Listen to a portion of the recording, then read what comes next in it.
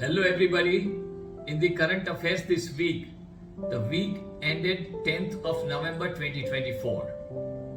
The biggest news of this week was that Donald Trump will be the new president of USA.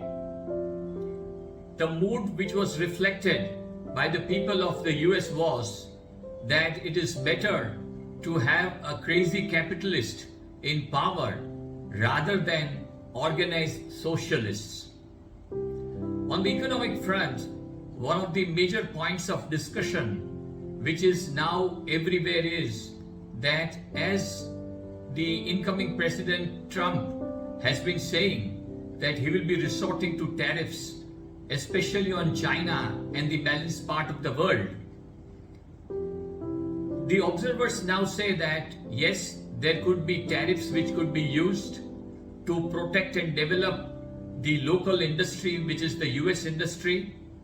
But the fact remains that the cost of production in the US is much higher than that in the other emerging markets. So tariffs could be used as a weapon for negotiating the best deal for the US economy and the US industry for their export of their goods to the balanced part of the world, rather than tariffs being a structural tool in the US to protect the US industry, because this might lead to a lot of inflationary trends in the US. Coming to India, the Indian stock markets starting the month of October has been on a softer trend.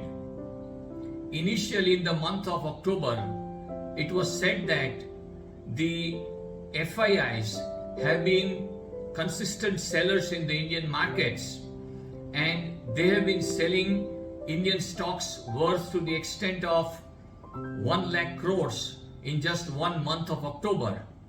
And they are bullish on China, so it was a trade of sell India, buy China. But the Chinese stimulus which led to this kind of a euphoria in the Chinese market has now ended, and the Chinese markets are nowhere in that aggressive or the buoyant mood. But still, the Indian markets are still soft.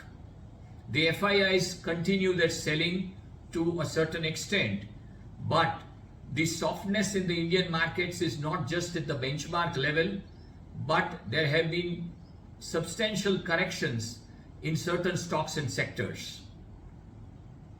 In order to understand what are the major reasons why the Indian stock market is declining, it is more on account of things happening at the India end rather than purely the FII selling. The first and foremost being that the figures or the numbers which have been declared by various companies in respect of their Q2 earnings or first half earnings have been not up to the expectation of the stock markets and the valuations at which those stocks were trading. This was on account of, firstly, the reason that the Shraddh period in this year was at a different time in comparison to the last year. So industries like automobiles and consumer discretionary were impacted on account of the reset of the Shraddh season. The another reason was that the rainy season in India this year was at a very extended time, which included even the month of August. So the kind of economic activity which leads to the demand of goods and services was at a slackening pace.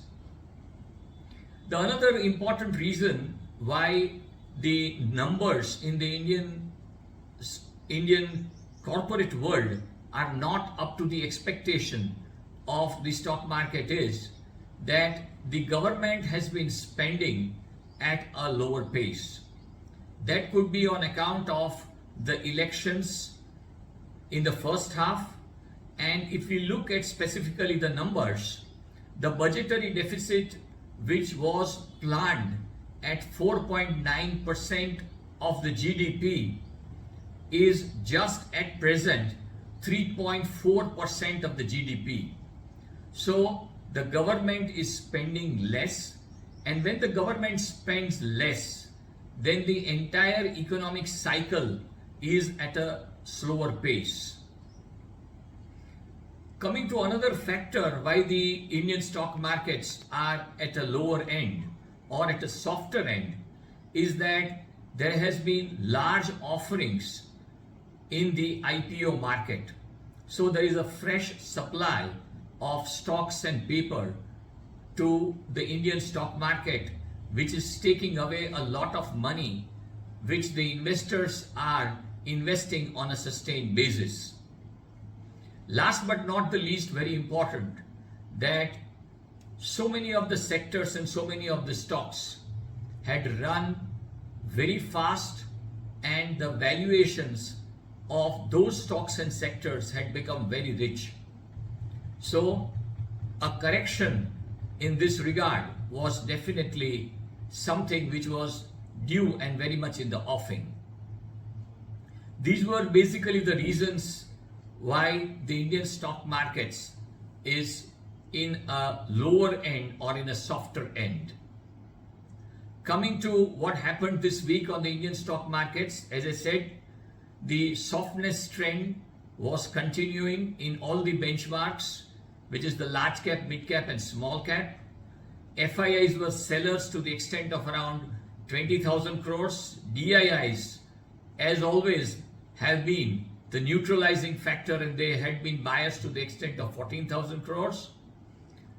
On account of the way the US election results were, gold was in a softer tone, declined by around 2% the international prices, and silver declined by more than 3%. But the victory of Donald Trump was very much welcomed by the US stock markets. Nasdaq was up by more than 5%, and S&P 500 was up by around 5%. The best performing market globally today is now the US market. Nasdaq in last 1 year is up by more than 42%, and S&P 500 is up by more than 38%. Today, the US markets are even better performing than the emerging markets, and one of the fastest growing economy, which is India, the US markets have surpassed them all, and they are doing at their best. Thank you. This is all for this week.